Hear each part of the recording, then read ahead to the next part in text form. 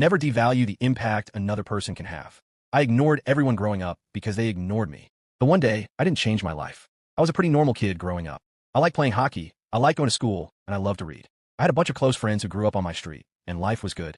When I was in kindergarten, my teachers noticed that I was an unusually good student, but that I had a lot of difficulty staying on task. After some discussion with my parents, they decided that the best way to deal with my above-average ability was to place me straight into the first grade. I'm from Canada, so I'm not entirely sure how it translates to the rest of the world, but that meant being a 5-year-old in a class of 7-year-olds. It sounds scary, but with recess and evenings, I still had my old friends to play with. I didn't really like school as much, but I was happy. Fast forward 2 years. In my school, again, not sure if this is a standard thing or not, every third-grade student has to write a gifted test. It was a multiple-choice test with a follow-up interview for a handful of high-scoring kids. I scored in the extremely superior range on the WISC-3. Based on the results of my interview, I was recommended for special school. My parents were thrilled and jumped at the chance to have me attend.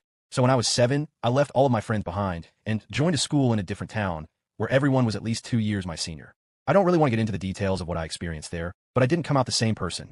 I had lost all my curiosity, I acted out in class, and I cried in the washroom at recess because no one wanted to play with the little baby. So there I was, 8 years old and already depressed. I didn't want to tell my parents because they were always so positive about the school, so happy about the teaching I was getting.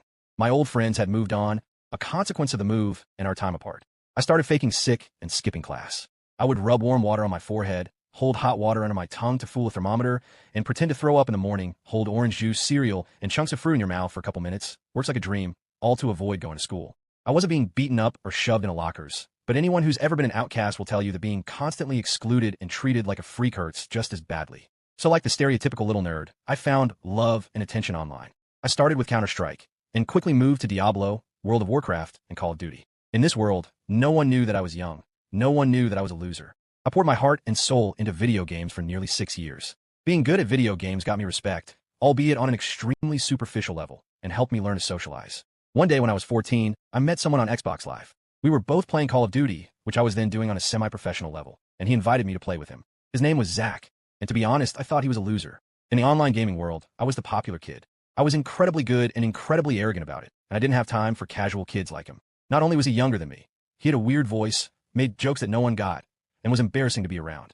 So I ignored him. I ignored him the same way that people have been ignoring me for years. He passed into my life for a minute, and out again without a second thought on my part. I guess he figured that I was one of those kids, one of those too cool for you kids that we apparently both knew too well. I came home the next day from school, holding back tears because the people who had promised to work on a project with me all abandoned me for other groups.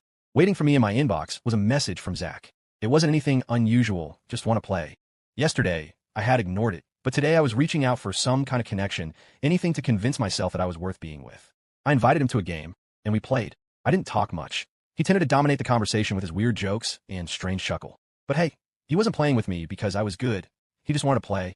So I played with him again the next day, and the next, and before long it started to give me hope. I wasn't as unhappy about school, because I knew I had someone at home who was waiting for me. I had a friend. Before I knew it, Zach and I had been playing together for 2 years. I was in grade 10 at this point, and I started to finally make some friends at school. Me and Zach played together a few times a week, but because I had other people in my life, I never really looked forward to it as much as I used to. I gradually played less and less, and then stopped altogether. So let's skip forward to the present. I took a year off after high school, partly to decide what I wanted to do with my life, and partly because I couldn't stand being a sideshow for the rest of my school career. I reinvented myself. I put on some muscle from working, cut my hair, took care of myself. My acne cleared up, I got some more confidence, and I stopped talking to Zach as much. I had some friends from work, and by the time I got home from my shift, I was too tired to talk on Skype or vent. I would watch a movie or read a book, and in the span of a few months, Zach phased out of my life entirely. That was last September. I'm almost done my first year of university now, and I'm happier than I can ever remember. I have a girlfriend, a handful of true friends, and I wake up every morning without dread for the day, without that sick feeling in my stomach, without depression. I hadn't thought about Zach at all until last month. He messaged me on Skype, telling me he had something really important to talk to me about. I answered, and on the other end of the line were two voices. Zach's, and a girlie called Melinda maybe. It was the first time in more than half a year that I'd heard from the kid. We'd never really talked much, other than about whatever game we were playing together. That night was different. With Melinda sitting beside him, he told me about the day we first played together. He was really overweight and suffered in school even more than I did. He was an outcast and a punching bag, good for a cheap laugh before he got tossed back into the shadows. Apparently at the age of 13, he had already attempted suicide once and was preparing to try again. Even online, where I found myself, he was ignored because of his strange voice and mannerisms. He told me that I was the first person to ever play with him more than once, the first person to not make fun of him for his voice or call him a loser. He told me that coming home to play COD with me was what got him through the day. I will never forget what he said. Eric, I love you, man. If it wasn't for you, I would have killed myself. You're my best friend. I was an outcast. He was an outcast. Neither of us was handling it. The pain was awful, but one person was all it took to fix it. He has a girlfriend now, too, and he's going to college next year. Never think of someone else as worthless. Everyone feels alone sometimes. Despite how they might appear, a stranger you run into on any given day could change your life. Take it from me. Take it from Zach. Something as simple as a notification on a video game can be the hand that saves you from drowning.